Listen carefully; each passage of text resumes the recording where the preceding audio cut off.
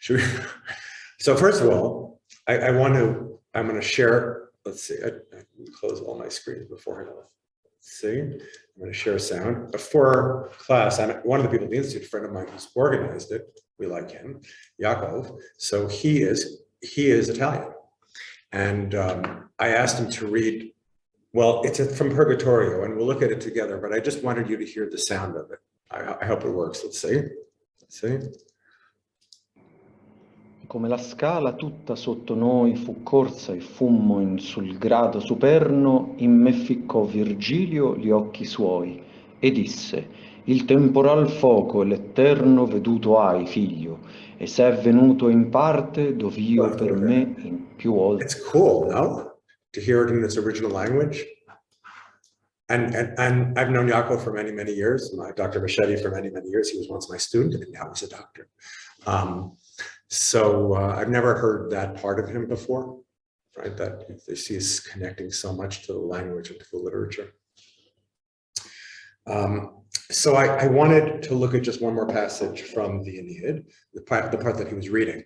And I don't know if we're going to do any better. Oh, that's the Italian. That's what I gave him to read. That's not going to help us. Is this type of Italian similar to modern Italian, or is it different? I don't know. I mean, it's close. It's yes. Not. Yeah.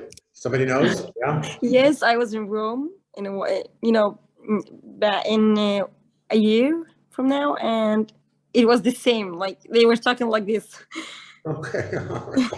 We got a small sample. Does anybody have this Purgatorio? You see is very old. How do we know it's old? Low, right? That's like 1920s talk. I'm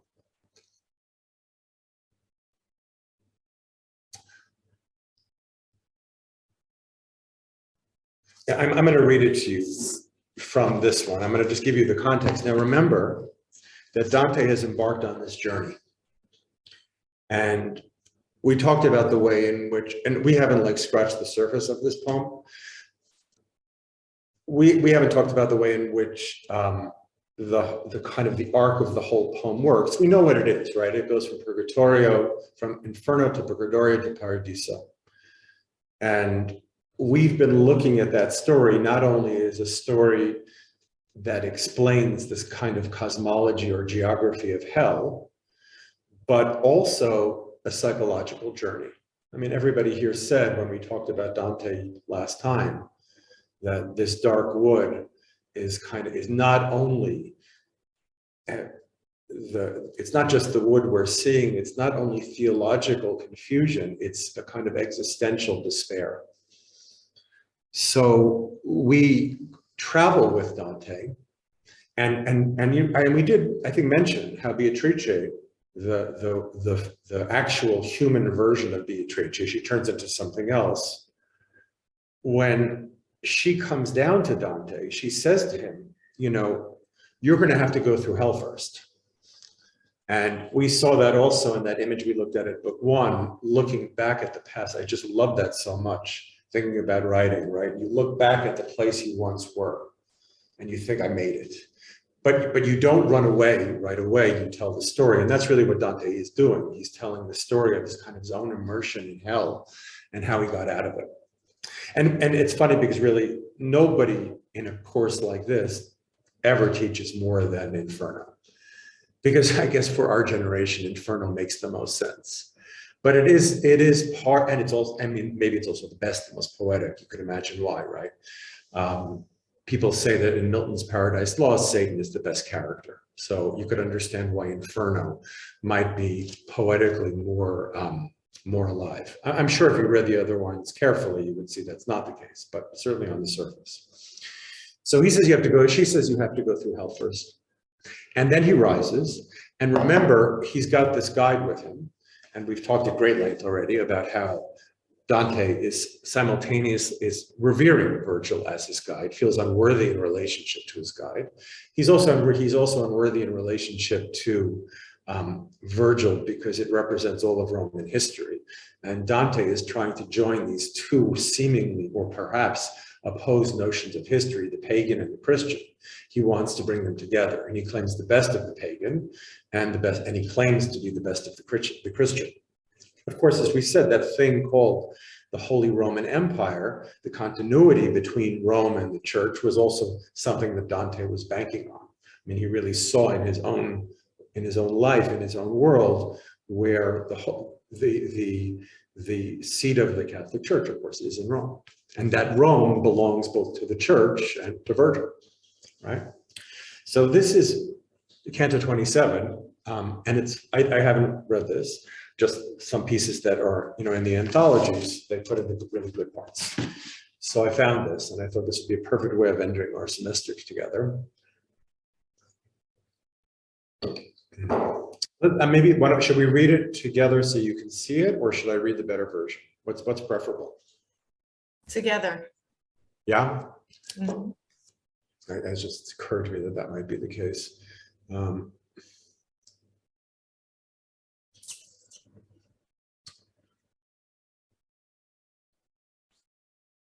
Where is it? Oh.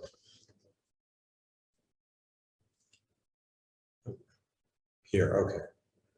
So when we had run, and I guess this is their travels together, over the ladder to its utmost round,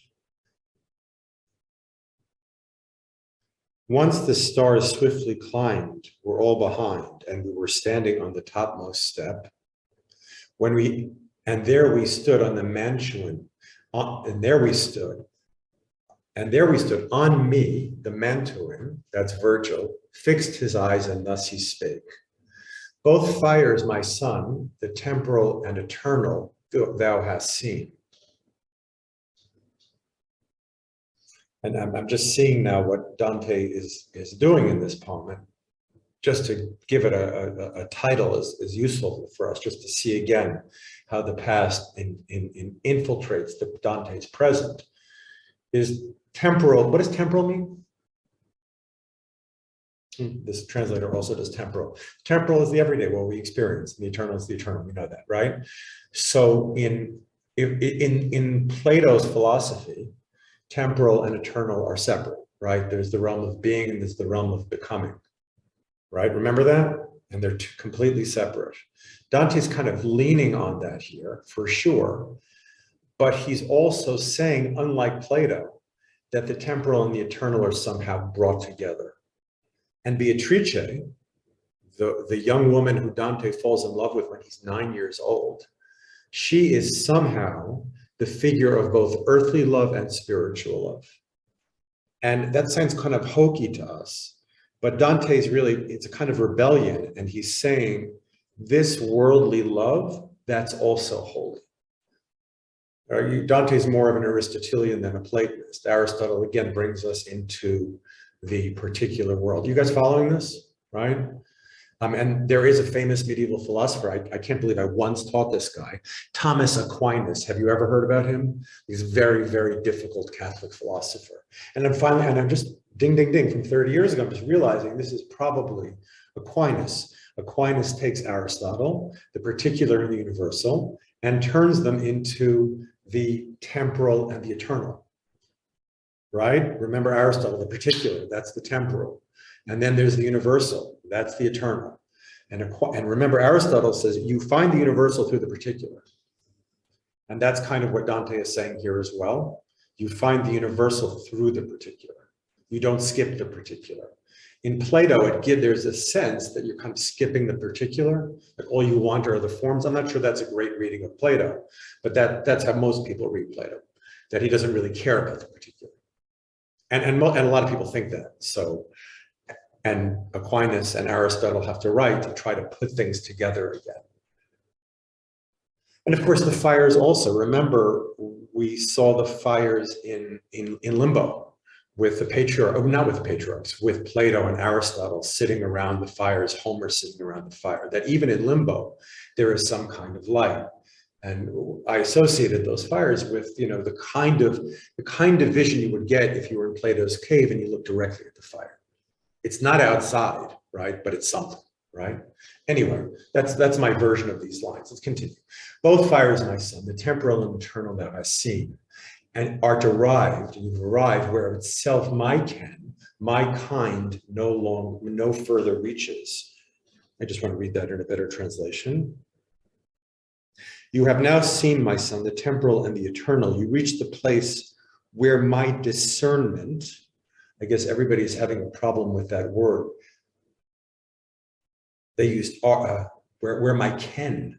So he said discernment, where my ken, where my kind, my discernment no further reaches. I'm no help of you to you anymore.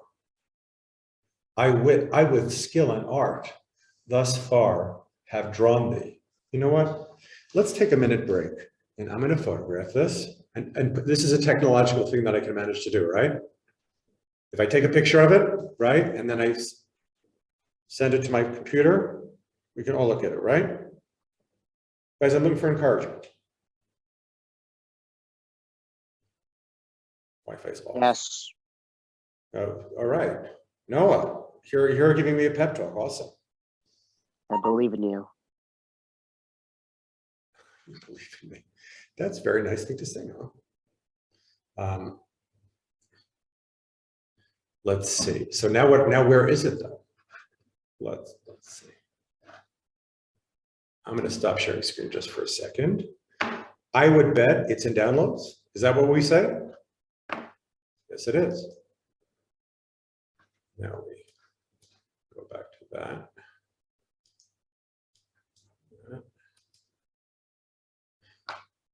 Now we share screen again. Okay, right? You can see that now, yeah?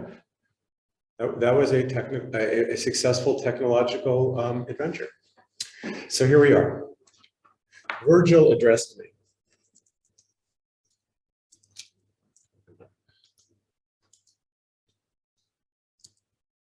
Virgil addressed me, fixing his eyes on mine. You now have seen, my son, the temporal and the eternal fire. You've reached the place where my discernment now has reached its end. I led you here with skill and intellect. From here on in, let your pleasure be your guide. Now, of course, if you're doing a commentary on this, what word do you get stuck on? I mean, what word are you surprised by here? Pleasure. Yeah, right. I mean, so, and I think I'm just reinforcing, or what I just said about Aristotle and this philosopher Thomas Aquinas is now affirmed, because if I'm an inferno, and that's why you have to read the whole thing. If I'm an inferno, pleasure is probably bad. But what's happened is that Dante's, his sense of pleasure has been refined. He's spent enough time with Virgil, so his pleasure no longer belongs in hell, but is ascending. And Dante's also playing knows in the background Aristotle's idea of poetry as delighting, right? There's still a pleasure here. And Dante is saying, the Catholic poet, I'm not giving up on pleasure. I mean, you could look at it the other way, right? That the pleasure is of a higher kind and he's pushing off the body. I don't know to what extent. I mean, he graduates from Beatrice, the physical person, to the spiritual. I don't know what their relationship is at the end. When we read Milton, we'll see everything is in the particular. The universal doesn't mean anything without the particular. I just don't know enough about Dante yet. But pleasure, and my colleague, I asked him about this, and he said it can also mean beauty, which also has a kind of ambivalent, I mean, in Dante's world will mean the beauty of the human and also the beauty of paradise. So again, we're just seeing how the authors that we'll be reading are just playing around with all the things we already know. Let your pleasure be your guide. And the pleasure can be his guide now, that he's gone through Inferno, he's gone through Purgatory. It's a very optimistic idea of human nature that your pleasure can be your guide. And what would Freud say about that? He'd say, on the one hand, yeah, you better do that. On the other hand, if you do that entirely, well, good luck to that. Good luck with that, right? From here on in, let your pleasure be your guide. The narrow ways, the steep, are far below. Behold, the sun shining upon your brow, right? He's out of the cave, right? And I guess Purgatory is like the end of the cave. Behold the tender grass, the flowers, the trees, which here the earth produces of itself. Until those lovely eyes rejoicing come, which tearful once urged me to come to you. You may sit here or wander as you please. You're free. I'm confused about these lovely eyes. Who is that? I just got confused by this. Until those lovely eyes rejoicing come. Oh, Beatrice is going to come back now. They're her lovely eyes, which tearful once urged me to come to you. Beatrice had intervened, the physical version of beauty. You see, it's very Platonist as well, right? The physical beauty, the physical version of beauty had come and visited Virgil and said, go save Dante. This is your last mission. And Beatrice is essentially saying to Virgil, to the past, you better come and save the present. Dante needs you, because otherwise we're not going to have a future. I think Dante probably feels like that. So, and then he says, you may sit here or wander as you please. And that please, I'm sure, also means something. My note says, si inferno. No, it doesn't say that. It's a different version. Different notes, which is weird. And then this, expect no longer words or signs from me.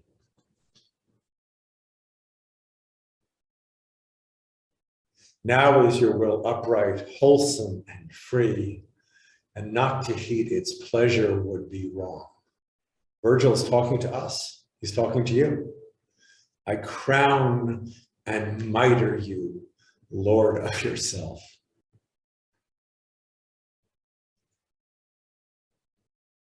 I mean, this is, you see this totally appropriate text to read at the end of our class together, right? He gets his badges as a poet. I don't know if it's as simple as getting smicha, right? It's getting his poetry merit badge, right?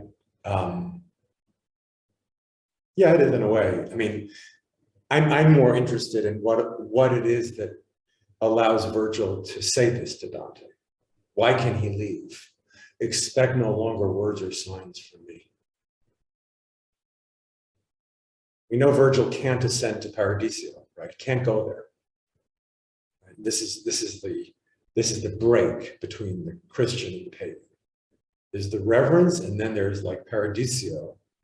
Dante says basically to Virgil, it comes from you, but that's mine. Right? This is all mine.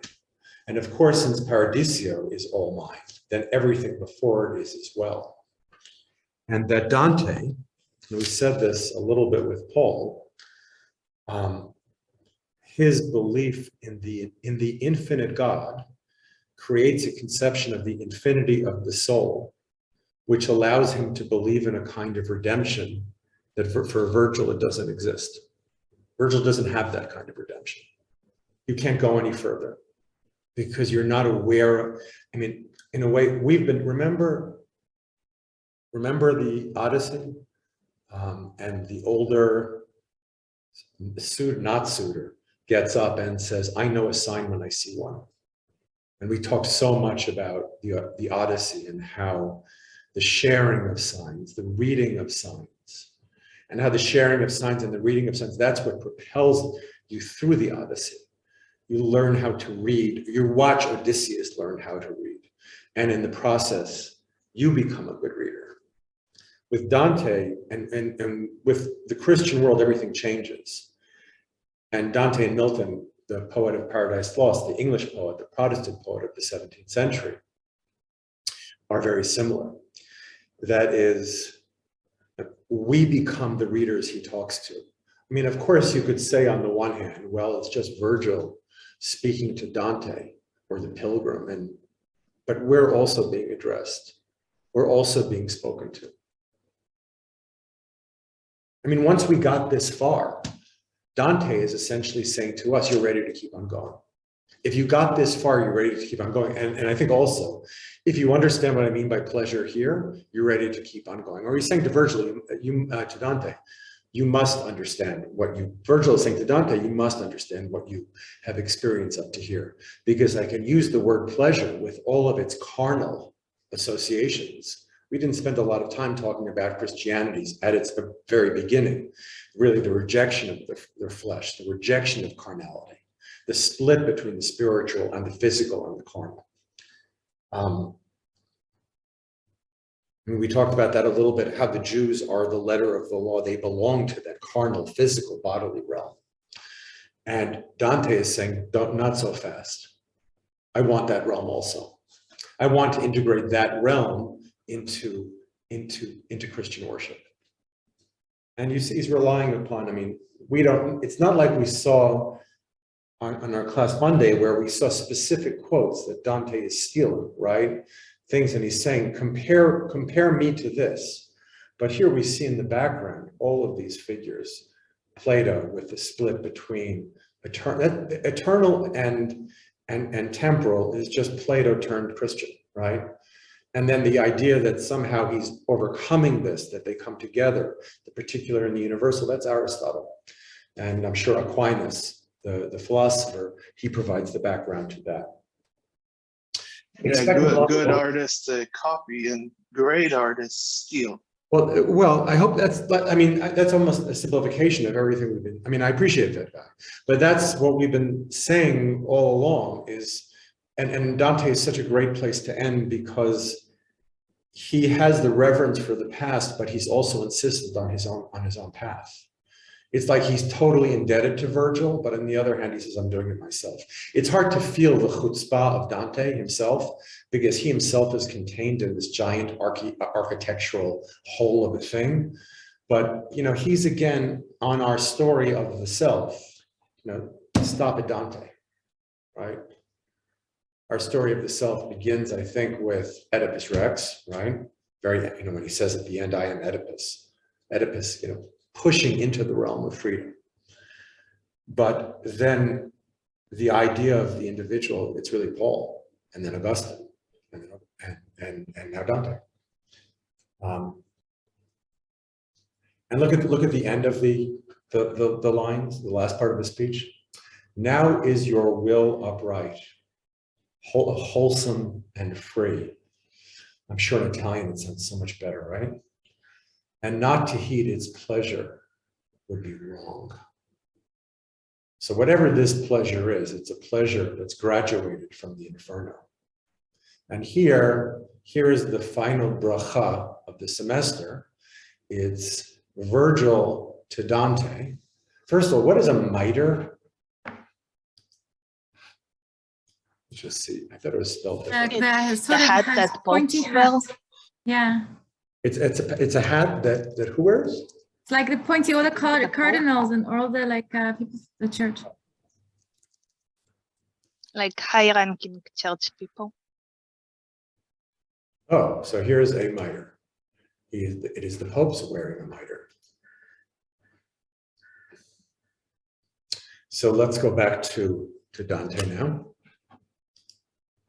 And his bracha to, it's Virgil's blessing to Dante.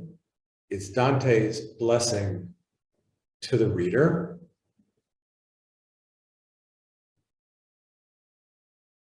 So let's read it. Let's get a head start on it.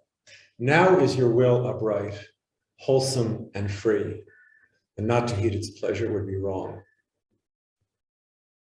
There was an American anthropologist called Joseph Campbell, who I always have to say was a horrible anti-Semite, but he had this phrase called "follow your bliss," follow your pleasure. You can find more articulate ways of saying it.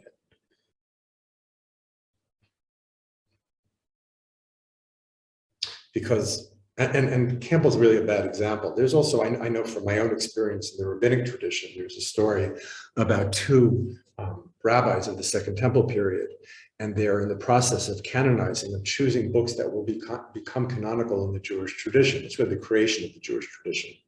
And they're reading through texts, and one says to the other, and they talk to their teacher, and they say, I know, in the order of books we're supposed to be reading, we're supposed to read X, but I really want to read Y.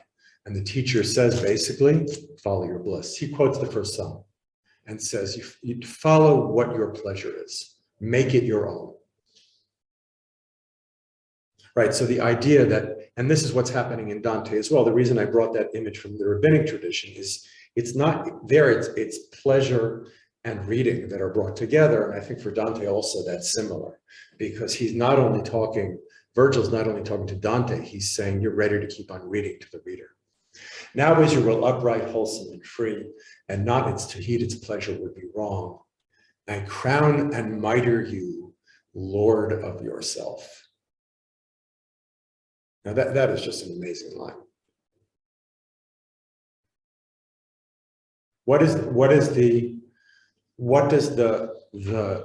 How is Dante using this idea of mitering? I crown and mitre you, Lord of yourself.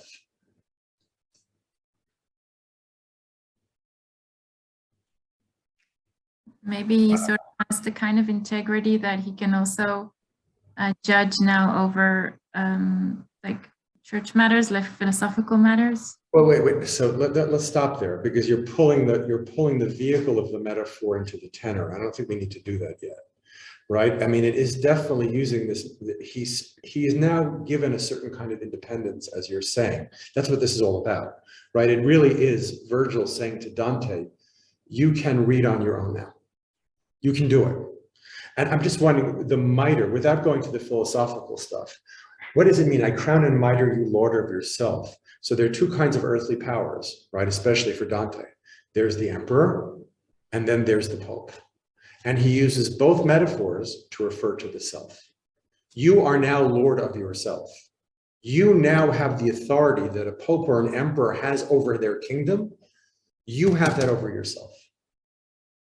It's like you are, and think about, as I said, Dante in this history of individualism. Well, here it is, right? You are Lord over yourself. And that's why he says, Virgil says to him, which seems strange, you may sit here or wander as you please. Virgil is saying, you're on your own now.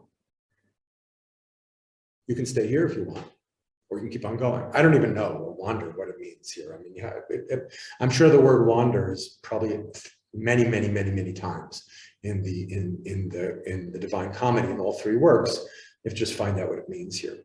It sounds kind of bad, or it sounds kind of stationary. I don't know. You may sit here or wander as you please, but you're on your own.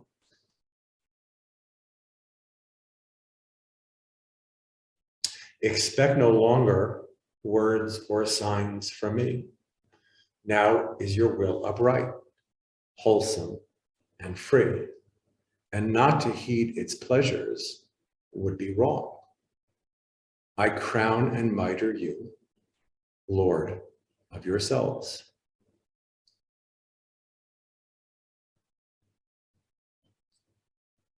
Oh, it said yourself? I put it in the plural, right? You got that part? Or was that too subtle? It's like now that you mastered the tradition of the past, the predecessors, now you can you're create your own. I want us to recognize what we've done this semester. Very, very important to do that, because we never take stock of the things that we do. We're always just worrying about the next thing, right? How long will you feel good when you get a good grade on your assignment? You'll feel good when you first get it, right? How long does the grade high last? Not very long. Right, there's always the next exam. It's always the next project. So you have to learn to stop and think about the progress we made, and think about where we started in September or October, right? And how much we've learned. I mean, my God, we learned so much, not just in terms of reading great works. And I love ending with Dante, because it's just like your mind turns into an echo chamber and you just hear everything at the same time. So we learned those works and we appreciated, we read Oedipus Rex, and God, right? We read Medea. I mean, and you know, what Michelle is saying, the pleasure, most people you know will never have that pleasure of reading those texts. And it's important to name that pleasure, which Dante is doing, as pleasure. Yeah, it's pleasure. It's good. And the pleasure is good, right? Pleasure usually has negative connotation. I know that. And you see that Dante is trying to... That's why it's interesting to use that in terms of like thirst for knowledge. Well, exactly. Well, but there is a tradition which goes back to Aristotle, right? People love to imitate. They learn as they look. They learn as they imitate. So yeah, and really what Dante is initiating is a humanist tradition. And by humanist, I mean these weird people in the Renaissance who find all of these classical texts, and instead of burying them in monasteries, they actually read them. That is, they read this tradition that is foreign to them.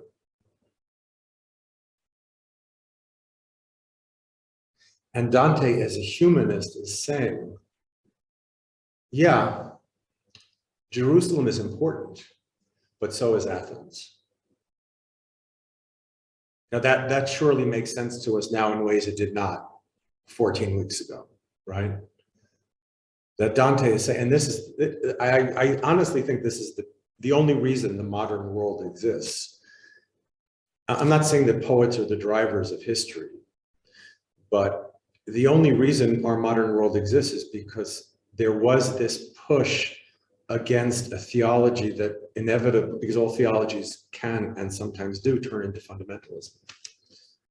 And Dante's saying, you need another reference point, and it's okay. And sometimes you can define yourselves through the strangest reference points. I finally realized after 30 years why I love John Milton so much. And I mean, I've written a book about him, so I must know on some level. But it occurred to me that he has the humility, which is boundless, but he also has chutzpah, which is boundless. And somehow he manages to be one person at the same time. And I think that's one of the things we've learned from this class, is we learn the humility. If you're only learning the humility, then the tradition has been taught to you wrongly, right? If people say, and that's how people teach tradition, right?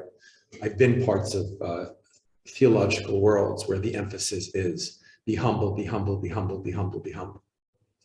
And that is very, very important. And as a young person, it's very important to keep that in mind. But it's also very important to remember as you're doing this, the humility is for the benefit of your own voice, for your voice, to turn yourself into something. And for me, just remembering, oh, that's what I like about Milton, right? Because he gives me a version of selfhood that I can live with. Because for me, right, because I don't like arrogant people. And no one likes arrogant people, but most of the world that we live in is dominated by people who know they know things for facts, for sure. And that's because people are idiots. And that's also because science is the dominant form of knowledge. And there is such a thing as scientific certainty. But about the things that we're interested in, you need endless humility. And that's why this course should be taken by everybody, because the humility is essential to life. Because through the humility, you can hear the voices of other people and not just your own. I mean, that's the thing, right? I mean, you want your own voice, but you don't want your voice to be just a form of protest or rebellion, right? Because that's Satan in Paradise Lost. So his only form of identity is rebellion. I have an adolescent who's 16, who's pretty much doing that right now, right? The idea is to have humility and generosity also. And the generosity that you feel in relationship to text, that you say, you know, I see you're worth reading. I see you're calling out to me. I see you're worth reading, and I'm going to join you.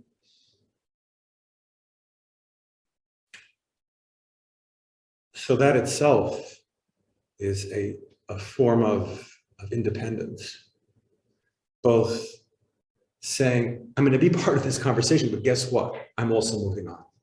And I think that's our definition of the classic. The classic is the text that teaches you how to read it and also lets you move on. If it doesn't let you move on, it's doing the opposite of what a classic text should do. A classic text should now, Homer doesn't say at the end of the Odyssey, oh, now you've read me, now you're done. Odysseus, he vanishes at the end. He goes off, tries to find new civilizations or whatever, right? The book that seems like it ends doesn't really end. And Homer is saying, I think the experience that I've had of this tradition is when I read great works, they prepare me also to transcend them, because they want to turn you into a good reader. They don't want to say, oh, now you're done. Now you know what you know. They want you to say, keep going. I crown and mitre you, Lord of yourselves.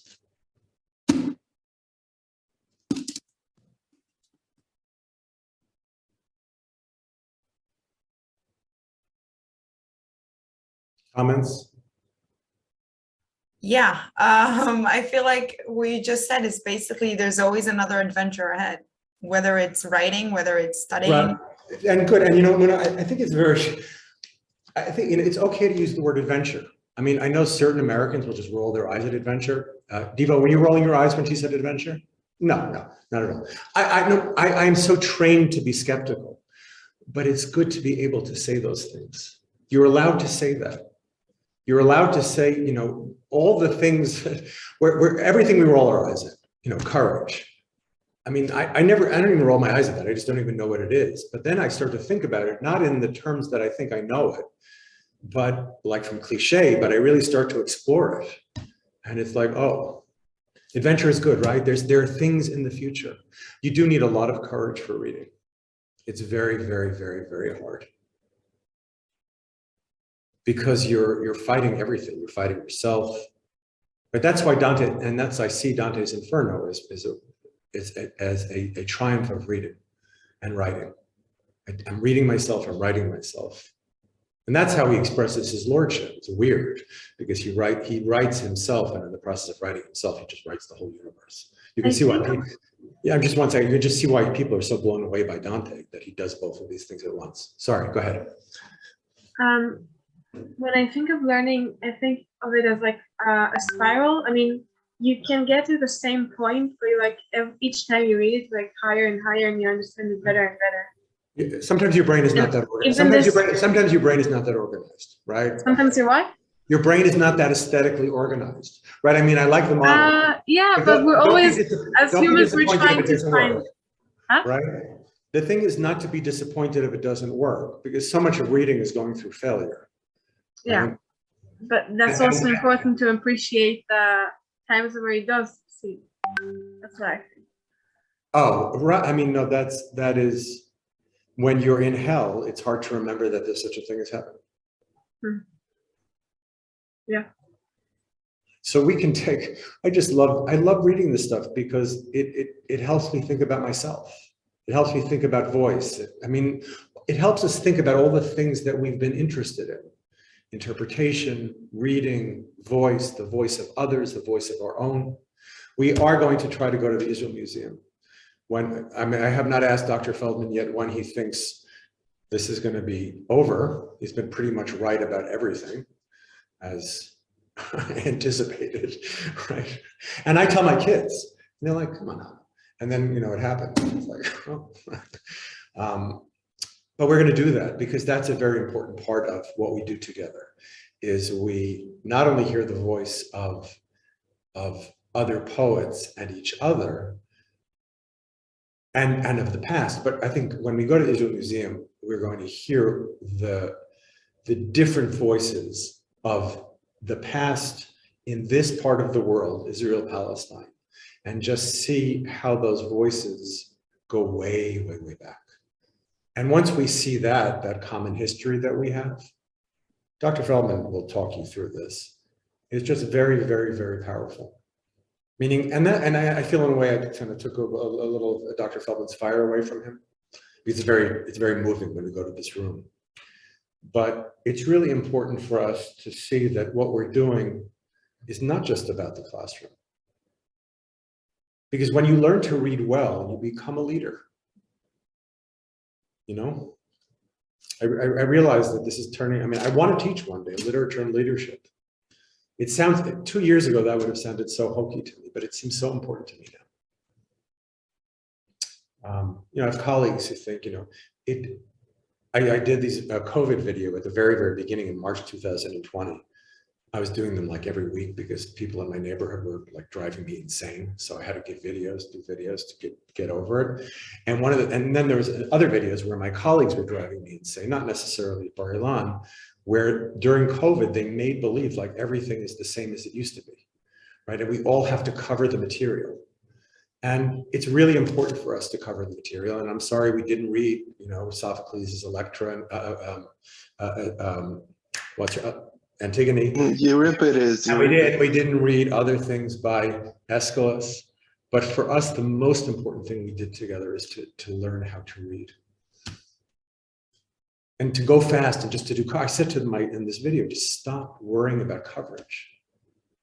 And it's also very important as the next month goes on, we are living in a world pandemic. It's terrifying, right? I mean, I'm not saying that to terrify you. I'm just saying if things are slightly off, there's a good reason, right? And I think that's very important also. You're allowed to feel like, what the fuck? I mean, I'm sorry. I mean, that's just my constant attitude towards like so many things now. And that's okay. Okay. Any other comments? Michelle, you'll have to show it. Do you go home every night and undo the crocheting that you've done? Or no, you're not like Penelope. Actually, sometimes I do. I can complete a whole like project and then decide that one thing is wrong and I completely redo it. I have no attachment to the things. Okay. All right, people, stay in touch, okay? I'll see you guys. Take care, everybody. Thank you very much. Bye-bye.